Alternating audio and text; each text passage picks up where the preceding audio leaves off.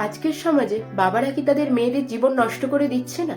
প্রতিটি বাবার কাছেই তাদের মেয়ে রাজকন্যা। বাবারা তাদের চোখের মণির মতো আগলে রাখে, যাতে কোনো বিপদ তাকে স্পর্শ করতে না পারে। এটাই বাবার ভালোবাসা। কিন্তু এই ভালোবাসাই ডেকে আনছে বিপদ। বাবারা তাদের মেয়েদেরকে এতটা ভালোবাসা, আদর, সহানুভূতিতে মানুষ করে যে অহংকারে মেয়েদের আর মাটিতে পা পড়ে না। তারা বাস্তবতা ভুলে যায়। তারা ভাবে জীবন মনে বড় বাড়ি, দামি জামা, ফ্ল্যাট আর শপিং মল।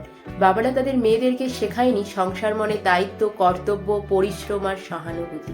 সমস্যাটা শুরু হয় বিয়ের পরে, যখন মেয়েটি তার স্বামীকে বলে, তোমার থেকে আমার বাবা আমাকে অনেক বেশি কিছু দিতে পারত।